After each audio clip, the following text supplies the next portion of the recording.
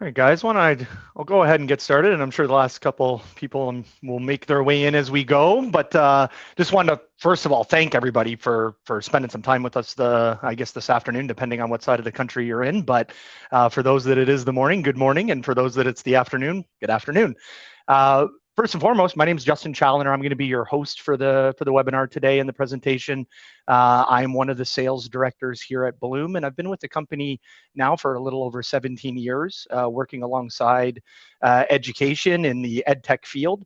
And a lot of my time has been spent in the device side of things. So the goal today, really is to kind of give you guys a really good look at kind of what's going on in the device market, the pricing volatility that you're seeing, the supply chains, and kind of just peel back the curtain and give you guys a really good understanding of kind of what is going on so that you can make good decisions kind of moving forward as you go into to make summer purchases and purchases throughout the year. But I'm not hosting alone today. I am joined by my counterpart here, Brian. Brian, go ahead and introduce yourself. Absolutely, Justin. Thank you for the opportunity to be able to join you.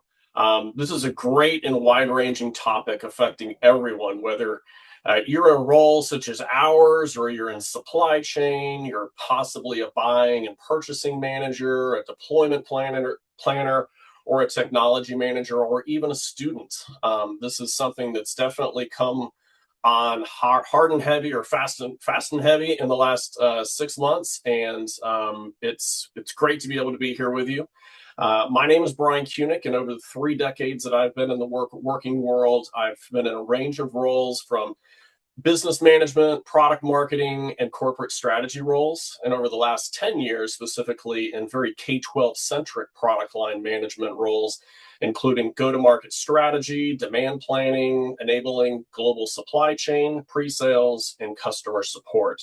And it's been an interesting journey over the last 9 months to see how this market has changed. But as you mentioned, you've been here nearly 2 decades at Bluum. You've seen this market change. What have you seen change the most in the last, say, year, in the number of years since COVID?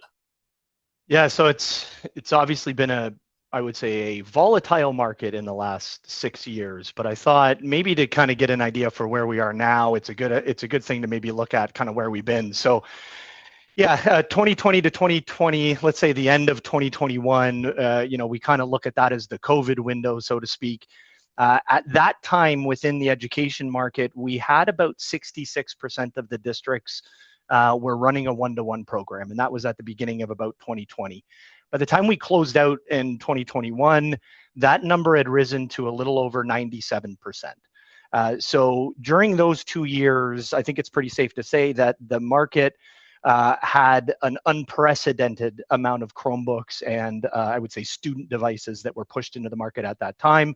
Tons of pressure on IT teams to go and get those deployed, to get teachers using those devices. But it was a massive shift within the education space when it came to one-to-one programs. So we went from 66% to almost everybody having a one-to-one program by the end of that period of time. What ended up happening, though, then is all the major manufacturers had ramped up their supply lines in order to meet that new demand, and the demand ended up slowing quite considerably. So in the window kind of coming into 2022 till about the end of 2023, we actually had a huge surplus in the market. So this is a time where you might have paid a price on a Chromebook that was exceptionally low. And a lot of that is that simple supply and demand equation playing itself out. But the long and short of it was there was much more supply than we had demand in those 2 years, and therefore the pricing on the Chromebooks was actually quite low. It was at one of the lowest points it had been at historically. So then we kind of move on past that time and we start to now see the integration of AI into the market. And this is the elephant in the room now. So AI comes onto the table. More and more people start to use it, not just in education, obviously, but Fortune 500 and really the entire planet now starts to use AI on a pretty regular basis. But now processing power and processing demand becomes a huge thing. And so this is where we actually do start to see some of the supply chain issues that we're really experiencing today. They start to pop their head out in that window between 2023 and 2024.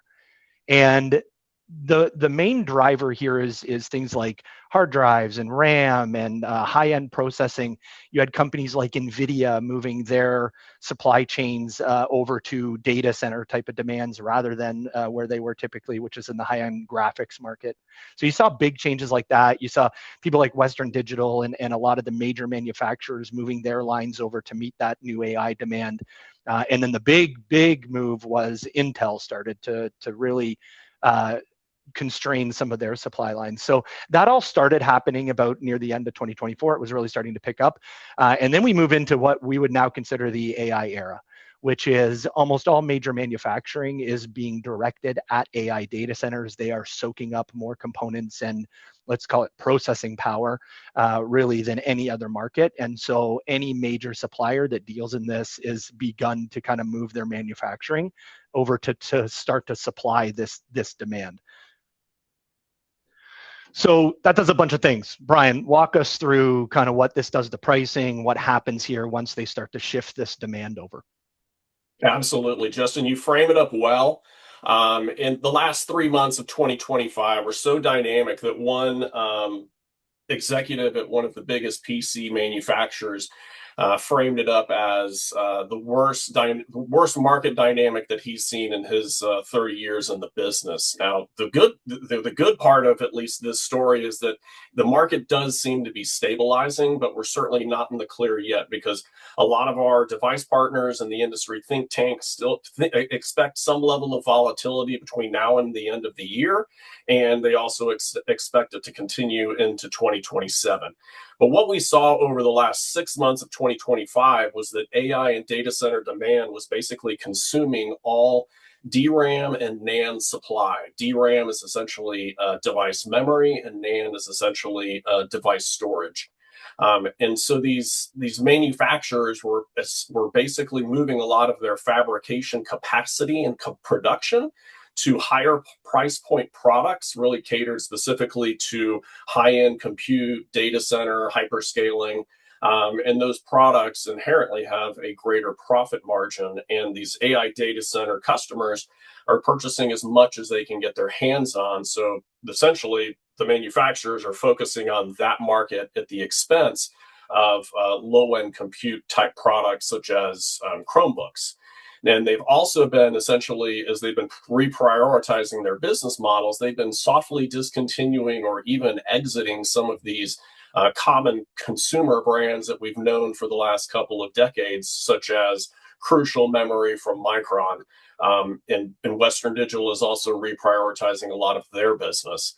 And then on the supply chain side, the suppliers are really they're in a position of power, and they can command multi-year supply contracts with anyone that essentially wants to buy the product.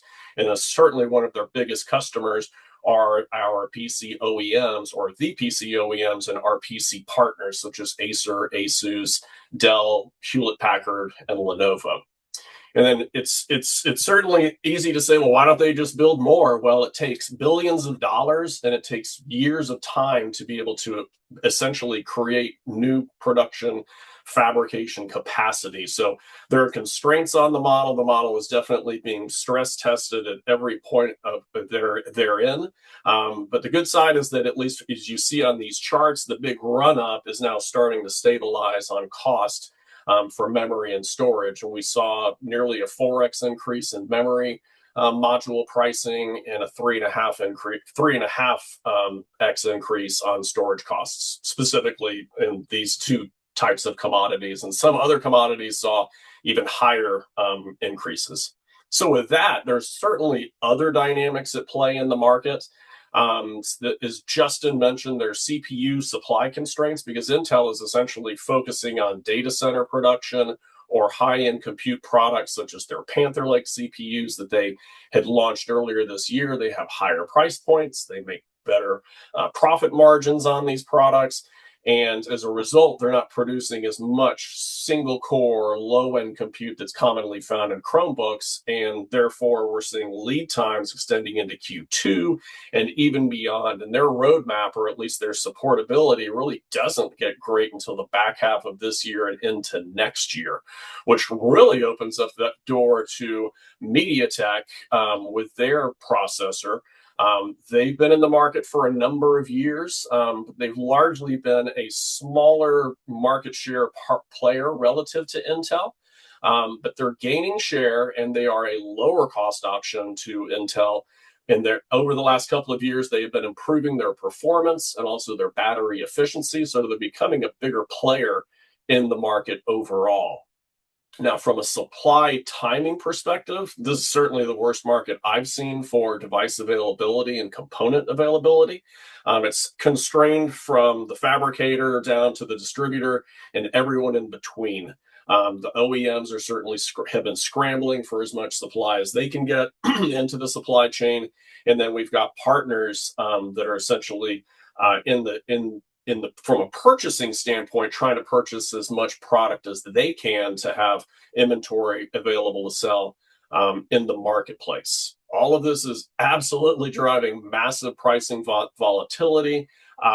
In some instances, a couple of months ago, it seemed like pricing was changing literally on a daily basis on every single SKU that we saw within our systems.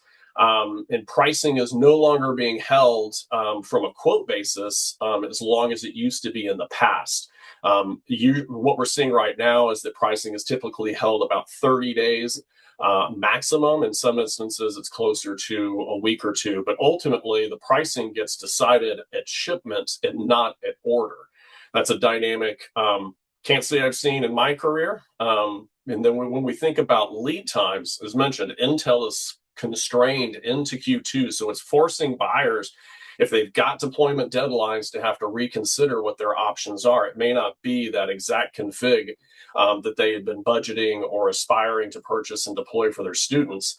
But the good news is that if you're open to MediaTek, they've got a lot of inbound supply coming into the market, and things are good, but we still have a demand that is essentially outstripping all the supply that's coming in. Now, if we take a look at how does MediaTek and Intel and this entire CPU relationship, what do the dynamics look like and how do they compare? Well, Intel back in 2023 had 90% of essentially the small core or Chromebook CPU market, and it's been declining essentially every year to at least this year. They're expected to have 60% of that market. And now that AMD has exited this market, MediaTek is essentially the one that's taking all of that share. So back in 2023, they had 10% of the share. They're outlooking to have 40% of it by the end of this year, if not even greater than 40%, based on the way that we see manufacturers prioritizing their product lines and their buys and what they're putting into the market.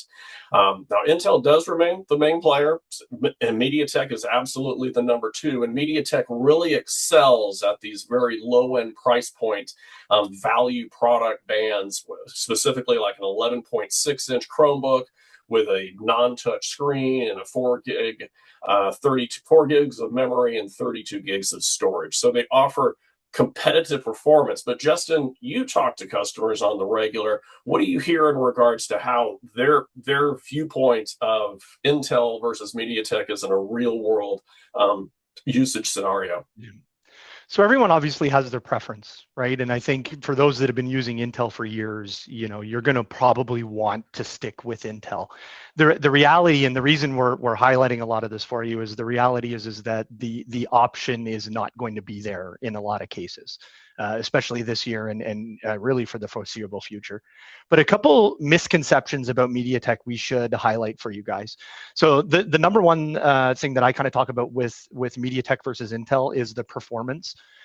So if you go to look at, and I'm sure many of you have, but if you go to look at last year's MediaTek models versus the last year's N100 Intel model, you will see a performance difference, and that performance difference is about 30%, somewhere in that range. So it's enough that it should raise your eyebrow. When you move into this year's models, there's been a big shift. So now the most current models that they're using for MediaTek are on par with the performance of the N150 processor, which is what Intel's latest and greatest is.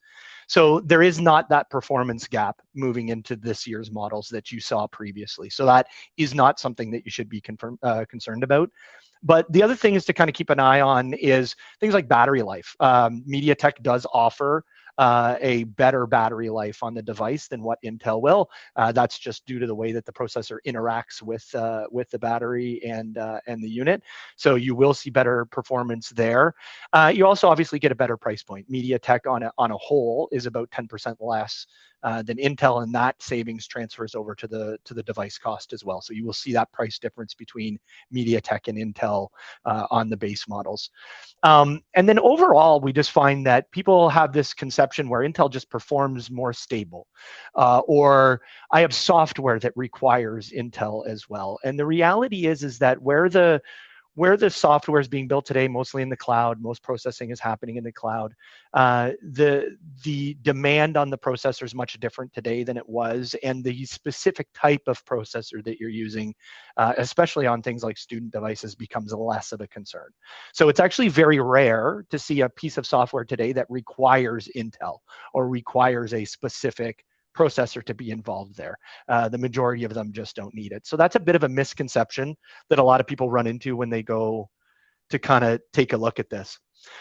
So I guess, all this volatility Ryan and I are talking about here, the supply, restraints, or constraints, the pricing differences that are going on, kind of what is the effects that are actually happening in the market? And this is really what, we want to highlight for you here. What can I expect? As I go to make my purchases, as I go to talk to my sales reps about what's available, there's a couple things we can highlight for you here. First off is those entry-level devices. Those are the ones that are going to face the highest constraints. That's where Intel's cutting back the most.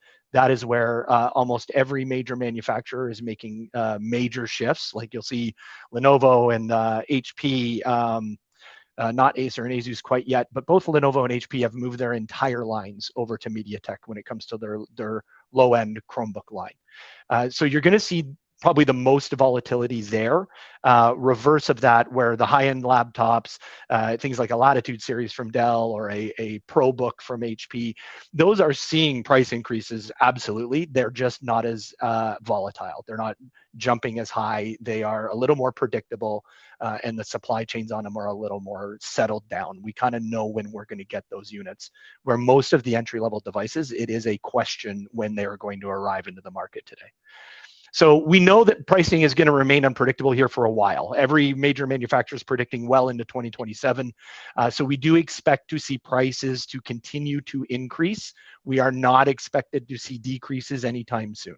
So the one thing you can pretty much set your watch to is that the price that you see on that device today, it is probably the best price you're going to see for about the next year and a half or so. But we do believe once about summer 2027 rolls around here, some of the constraints will start to alleviate and the pricing will start to, I would say, stabilize and come down. But that is kind of the window you're looking at here.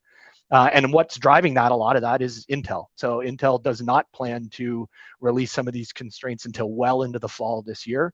And so by the time that trickle down actually gets to device pricing and actually into market, you're looking at about the summer of the following year. So that is something that we're aware of now. All of the major OEMs are making their plans based around not having Intel demand, or Intel units until late into this year. The other thing we know for sure is that the education market doesn't need less devices this year than they did last year. The demand will continue, although we are having a bunch of the conversations, and I'm sure maybe at your districts you guys are having this conversation too about screen time and how much students are spending in front of devices. So we do expect to see some volatility there in the demand in education over the next couple years as districts kind of work out that concept. But when it comes to devices sold and how many are actually coming into the market year over year, they're not expecting much of a change of pace there. So we are expecting things to kind of cruise along here, but the supply chain will be struggling to keep up with it until well into 2027. So the next little bit I wanted to walk you guys through is a deep dive into each major manufacturer. So if you are an HP fan or a Dell fan, we want to talk about them specifically. Everybody's kind of in the same boat, so to speak. They're all dealing with the same problems, but they all kind of have a little bit different of maybe a supply chain. They have a different agreement with Intel, which means they're getting things different times. So we want to kind of just walk you through where everybody's at. And that way you have a good idea if you have a specific manufacturer you really like dealing with, that you kind of have an idea. The other thing I should highlight for you guys too, questions. If you have any questions about what we're going over here, don't hesitate. Pop them in the chat here. Both Brian and I are happy to answer those as we go. We would love for this to be interactive too. So if you have something that's bugging you that you want to know, by all means, ask it. So first one I'll dive into, HP. They're the big elephant in the room. They are definitely the number one supplier of devices to education, so it's a good place to start. They, like everybody else, they know into 2027 is where they expect to see memory, hard drive, and Intel shortages. So they are planning for that. Right now, HP is adjusting their pricing on a monthly schedule. So about every month, and I will experience one of these tomorrow, they will increase their pricing on every model that is currently in the market today and incoming. So that's an important point, that just because the unit is at distribution or is at a vendor partner today, it does not mean that it is not subject to a price increase tomorrow when they do that across the board. So that is something that you can plan on. So if you're placing orders with HP, you want to do that a couple days in advance. So if you're one of those people today that's trying to get an order in for HP product and you're doing it today, the likelihood of you making it in time to meet that deadline before the price increase is pretty low. You want to make sure you get those in a couple days in advance to allow for HP to process your orders.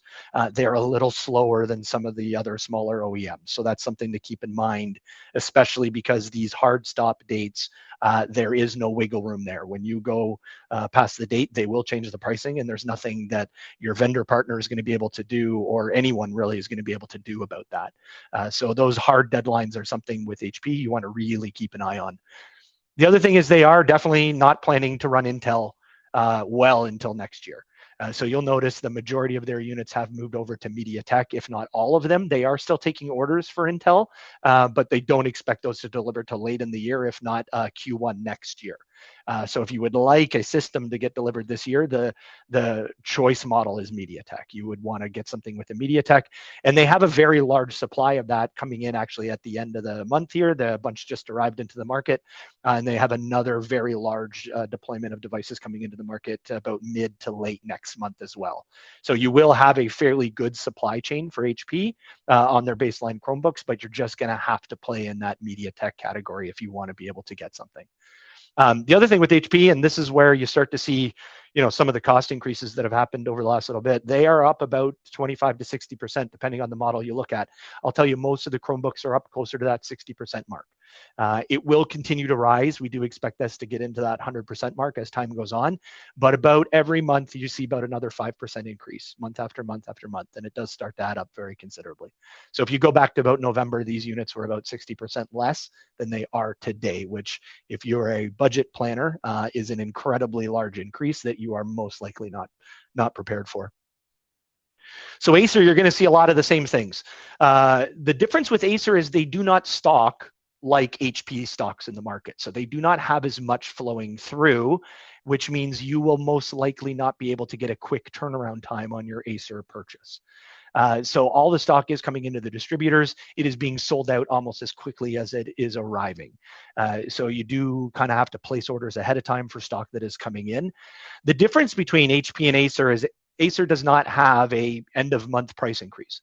They are doing what's called cost averaging, which means if they have a device that's, let's say, $250 today, and they know the device that's coming into the market tomorrow is $300, that means today they're going to raise the price on all devices to $275. They cost average what is those future costs, and they roll them into the devices that are currently in market.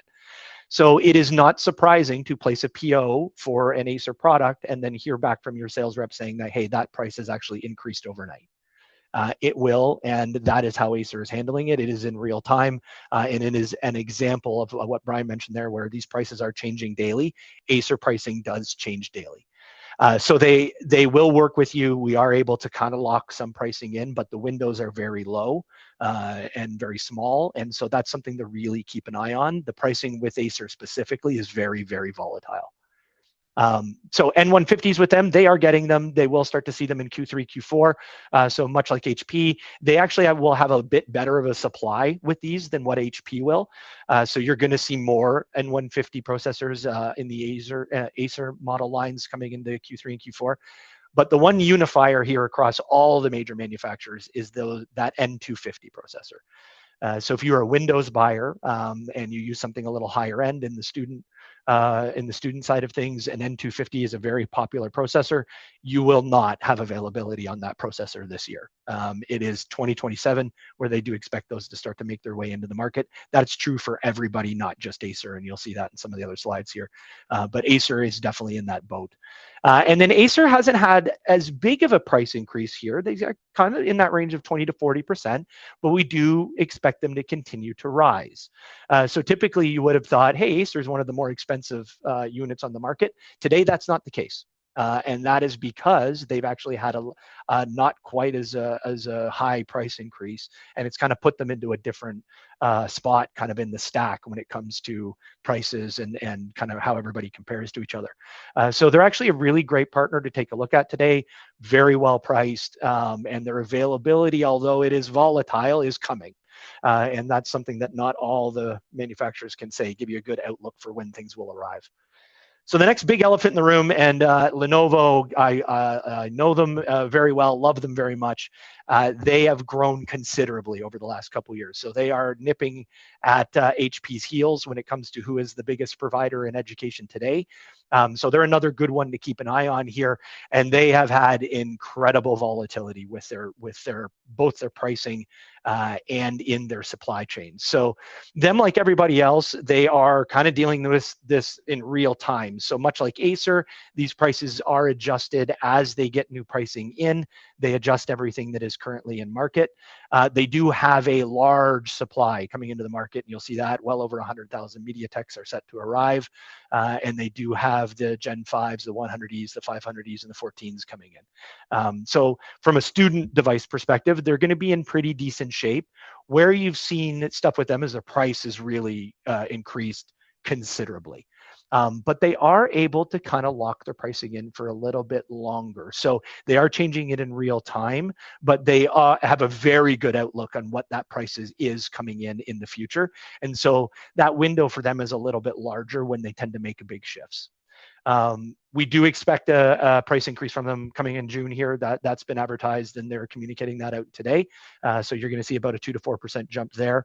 And they are getting Intel, much like Acer, come into Q3 and Q4 here. Their supply will be sporadic, but it will be there. And they're right now saying it's anywhere from 2 to 6 weeks. I can tell you that's closer to like 4 to 12 weeks is what it really is. But they'll tell you too. But they do have some supply coming in. It's just not nearly as much as what the demand will do. And they have converted every major Chrome model over to a MediaTek option. So you can, with Lenovo, pick both Intel and Chrome. They will take orders for both. Just know that those Intels won't be coming in until probably the third quarter of this year. But they very much so, the pricing is going up. So I would say with Lenovo especially, if you can act today with them, that is the best price you will get, the best availability, and their things will kind of slow down here as time goes on a little bit, and their supply chains will be a little more constrained into the Q3 and Q4. Last one on the list here is Asus, and like everyone else, they're a little bit smaller of an operation. So when it comes to their pricing, obviously they have volatility here, but it's much more on a case-by-case basis. So Asus will actually look at the project specifically. They'll ask you when you're going to go to deploy, and then they run that by their product team, which then sets a price point based on all the different component prices. So when you're working with Asus, what you'll find is the number one question is when do you want to get these units, or when are you hoping to get these units? And then they look at their supply chain and set a price based on that. So it is a lot less volatile because they're setting that price specifically for the user. So districts are getting individually set price points based on time of order and when they expect to receive those. And when they're actually able to hold that pricing fairly solidly for about 30 days. Which is unique kind of in the mix of OEMs here. Most of them, it's about 2 weeks, if not by the day in some cases. Asus is a lot less volatile. So you will see their pricing get held for longer periods of time, but they, much like everybody else, still do have those price break days. So I can tell you June 1st, there is a price break coming from Asus, and it's going to be actually fairly significant. So if you can place an order this month for your Asus product, I would do so, because next month it's definitely going to be up. We're expecting the Chromebooks to rise about $75 a piece. So I don't have that percentage off the top of my head, but it's a significant increase is what we're expecting. And they just haven't had those big increases over the last couple months, and so this one's kind of long overdue. Them, like everybody else, though, are not getting those N250. So they will tell you they're coming Q3, Q4. I would say the likelihood is closer to Q4. So they are unique in saying that they will get some. So they will actually take an order for an N250 processor today and tell you, hey, this isn't going to deliver till late in the year, if not beginning of next year. But they will take the order. And that's unique. Most of the other OEMs will not even place an order today for anything with an N250 in it. So if that's something that you have to have, Asus is going to be one of the few places where they will actually take an order. You will be able to be on a waiting list, and you should get that unit, but just very late in the year. But that's kind of where they are. Their pricing is definitely fluid. It's based, again, on the timing, when you're going to order it, what's going on with their supply chains. And so it's less volatile, but it is changing on a regular basis. So there's one more, and I haven't discussed them yet. That's Dell. Obviously, big player in the game. Everybody knows Dell. They are unique in the fact that they did not convert anything over to MediaTek. So you'll notice I don't have a slide for Dell. And the reason I don't have a slide for Dell is because there's not a lot of information coming out of Dell today. What we can tell you is that their supply chain is 100% based on Intel, and their supply chain is not expected to pick up again until third quarter. So they will take orders. They will get pricing. That pricing right now is being held for about a week or two. But they can't actually deliver any units until well into September at this point. That's actually the earliest delivery time I've seen for Dell so far. So that they are in a very rough spot. And I would say it's easy to say that if you want devices for the summer, Dell is just not an option today for you. And that might change tomorrow. They might get a huge shipment in. This is obviously a very volatile situation. But today, as it looks, from them right now, they just do not have an ability to deliver Chromebooks until well into the fall. And so that's something to keep an eye on. But they will certainly take pricing. They will process orders. They will, kind of move forward like everything is great. But the one thing I would ask is make sure you are questioning when those devices are expected to be in market. And the other thing you should know is that the price point by the time that hits is not likely to be the same. So you're going to place that price today, and come September or October, you're going to get a call from your sales rep, and they're going to say, hey, the price on the unit has changed to this. And that's just the way that Dell is doing this. And that the window being that long, it means that the price point will have moved considerably by the time the fall runs around, and the likelihood of your vendor partner being able to actually accommodate that same pricing is really low. And so it is likely that you will place an order today that you will need to go and cut a new PO for Dell. And that's something to keep an eye on, and not something that everybody's going to advertise to you, but it is the case. So that's Dell, and I don't want to scare you on that one, but that's kind of where they're at today. Okay, so that's all the major manufacturers, all 5 of them. That's what's happening. What do I do with this? What should I do if Justin all of a sudden became a IT coordinator, or I worked at the business office? And believe me, you don't want any of that to happen. But should it happen, what would I do if I was in your shoes, kind of knowing all of this back end information and having all of this kind of run by my desk every day? The first thing I would do, and this is very hard to say, or very hard to do, it's easy to say, but I would buy as early as I could. If I could have placed an order at the beginning of the year, I would have done it. If I could place order today, I would do it today, and I would not wait. And I know a lot of people, you're going to have to wait till your July 1st fiscal years flip over, and there are, just restrictions with budget that will not allow this, and we 100% understand that. But if it is in your power to buy today, you should, because the pricing that you will have tomorrow is guaranteed to be higher. And so I'll tell you a quick story. So we have a lovely district we're working with in Alaska. They have been entertaining buying 3,000 devices since November. They have the budget. It's actually already earmarked, set for it.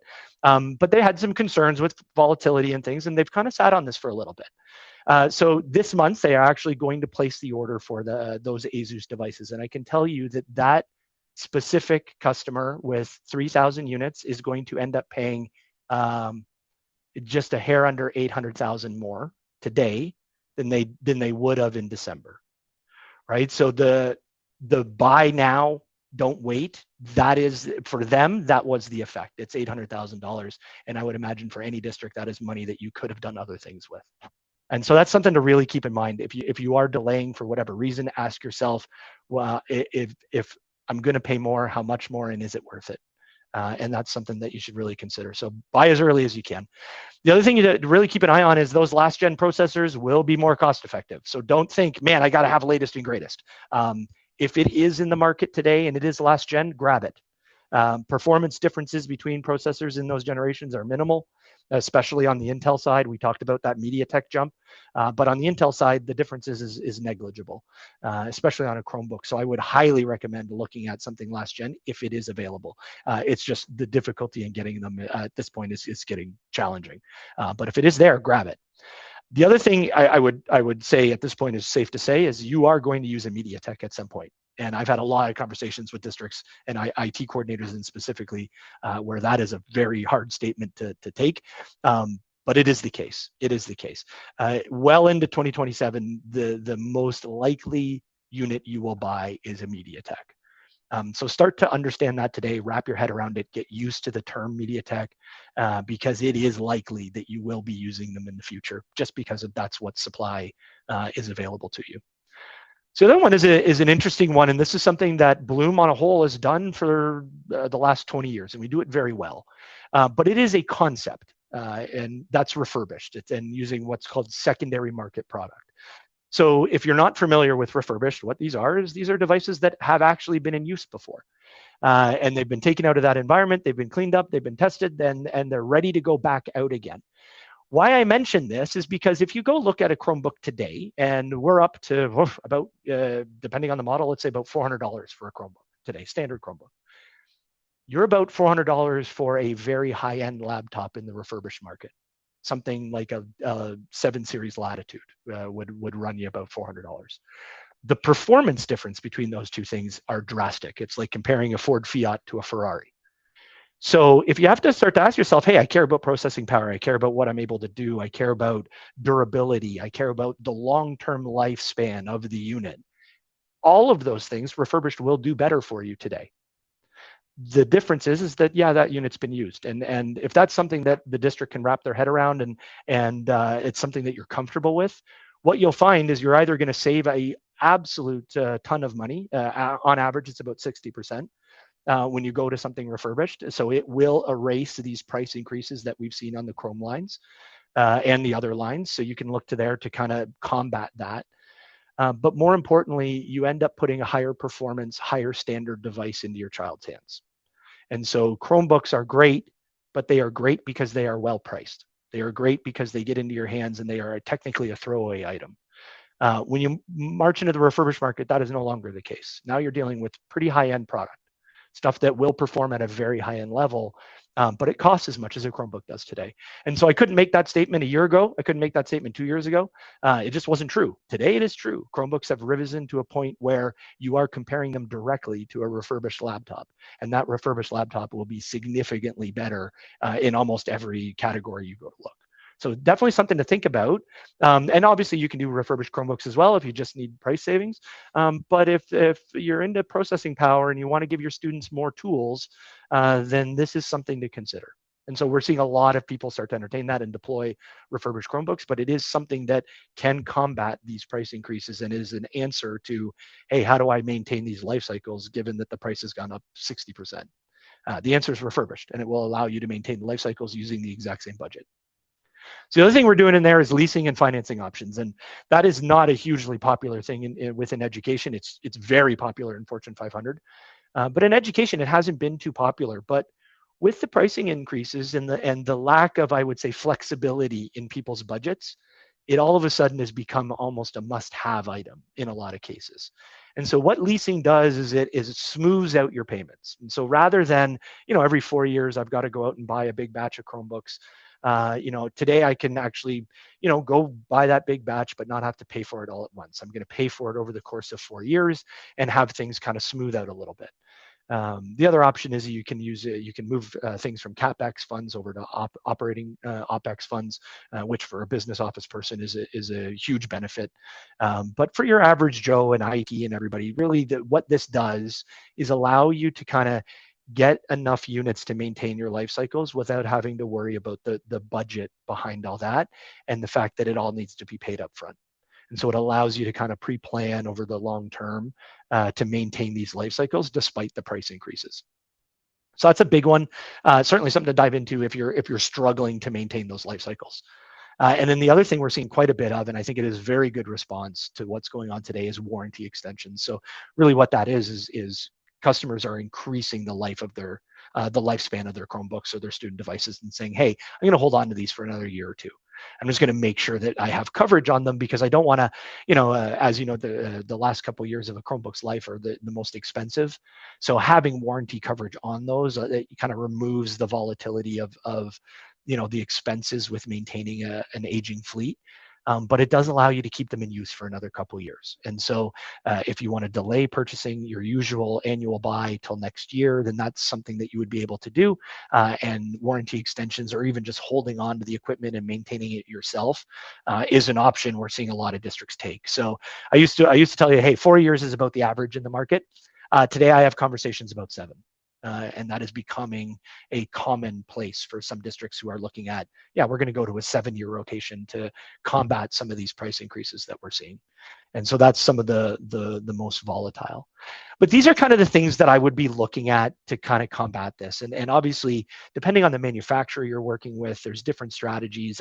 All I would say is reach out to whatever sales reps you're working with. And we can't assume that everybody here is going to be working with Bluum, but work out to your sales rep, just ask them what's going on. And the main point really is to look at, are these units in stock? Is there a delivery schedule for them? And how long is the window in which my price point will maintain? And we know how difficult that is for districts, getting a new PO created or having price points shift after you've already handed POs over to your vendors is an incredible issue. So we're very aware of that. And so if you go into these purchases and you're asking those questions, it should guide you a little bit to understand exactly what's going to happen after I hand the PO over.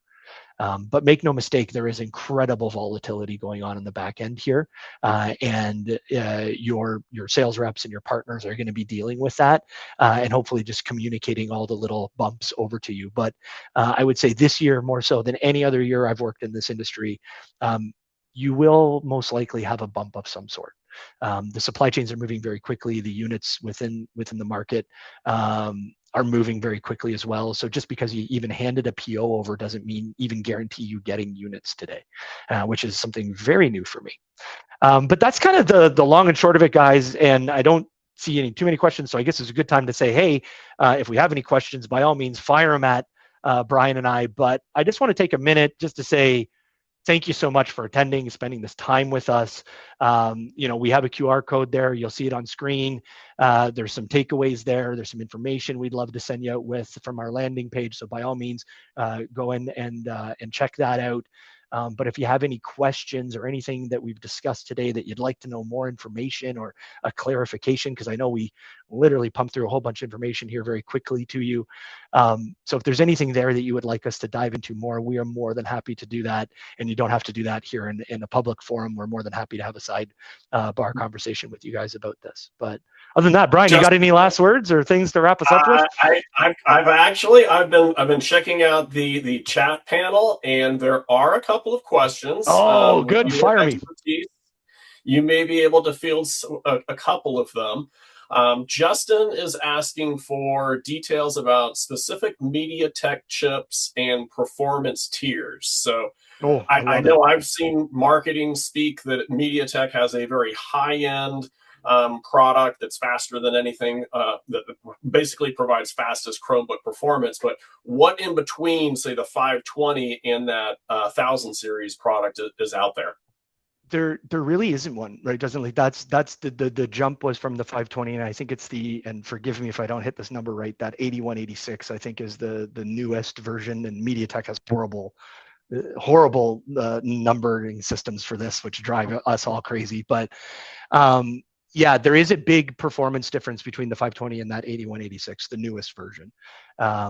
It's fairly significant. Not enough, though, that I would tell you your end users will notice. And I think that's an important point here, right? Is when you're talking about Chromebooks, you're talking about the use cases with these, the likelihood of you running into a problem with the processing power is almost negligible. What we do see a big shift, and where we do see, an important conversation happening with the specs, is in the RAM. So going from 4 to 8 gig, that will make a difference for your end users. They will probably notice that. They will not necessarily notice you going from one generation of MediaTek to the next, although there is a jump in performance there. They just won't notice it. But the RAM is definitely something to talk about. And we've seen a huge shift in the market this year, especially to 8 gig. It was much bigger than any of the OEMs were expecting. They were all thinking about 40% of the market would convert. I think today, if I were to pull ours, I would say 60 to 70% of the devices we're shipping today are 8 gig. So it was a much bigger shift than really what we were expecting. And the long and short of it is, more open panels in your Chrome browser, right? And that's really where you start to see it. You can have, rather than have 2 or 3 open, you can have 12 open. So if you're a power user, the 8 gig RAM will absolutely make a difference there. See if there's any other questions I can go to. But yeah, Justin, we could definitely, the website I'll give you, passmark.com. I use it every day. You can go in there. You can compare different processors, their single core performance to multi-thread performance. You can see how they do with things like graphics and everything. I would highly recommend, if you really care about processing power, go put the 2 processors you're comparing into that thing, and it will tell you everything you need to know, and it is very accurate. Just always keep in the mind, it's like, hey, if I put a jet engine on my Ford Fiat here, does that matter? And the answer is no, it doesn't really. The Ford Fiat doesn't need to go that fast, right? So processing power is an important part, but it isn't necessarily make or break when it comes to which device you go to choose. So yeah, we can, Jim, to point, there is a fair amount out there, and some of the OEMs do have some data points here we could share. So yeah, we could definitely put together, and I can arm up some of your sales reps with that stuff and have them send it out to you.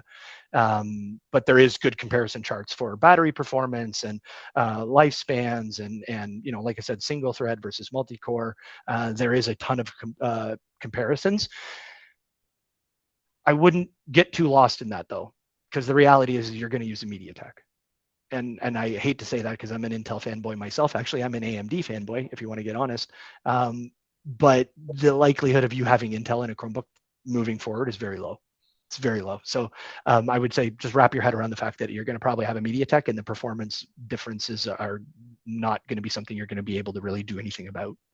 But I know in every one of those cases, the performance will be adequate for what it is you guys are doing with those units. Dell.com currently states October 8th. Yes. Yeah, I've got some shipping dates that are September, but their outlook is not good. It is definitely into the fall. So I'm not surprised you've heard the same. That is exactly what's going on over there. And the main shift was they have a very, very tight relationship with Intel. So when everyone else went to move over to MediaTek and make those purchases and get their supply chains all in line, Dell didn't do a thing. They just kind of hung out and was hoping Intel was going to send them units, and they didn't. And so now they're kind of in a position where they just don't have product. And yeah, like I said, that is going to be the case in probably till the fall. And then I think I don't know we missed any other questions in there, right, Brian? If I did, you yell at me. We were asked about what we will leave behind, and we will post most of the slides from this deck on this QR code landing page, which we will also email out to our attendee list. And then recording as well, Dominic. We'll have a recording in there for you too. So if you need that, the recording will be there if you missed anything today or you want to reference it back. And like I said, don't hesitate to shoot some questions over. If you have anything you still would love to understand or know about, we'd be more than happy to walk you through it. And hopefully you guys got a good look on kind of what's going on in the market. And the goal here is to get you that information that maybe not all the OEMs are hoping to share with you. Obviously, they like to keep this stuff pretty close to the chest. Our goal is to make sure that you have all the information to make good decisions. And hopefully you got most of that today. But if there's anything you're missing, anything you feel like you would like more clarification on, don't hesitate. Reach out to myself or Brian or any one of the Bluum sales reps that you guys work with. They would be happy to engage with you in this stuff and give you as much information so you guys can make good decisions. And with that, I think I sign off. Brian, it's been a pleasure, sir. Everybody, Absolutely. thank you Thank so you, much Justin. for being with Thanks us. everyone for attending. Thanks so much, guys. Everyone have a great week.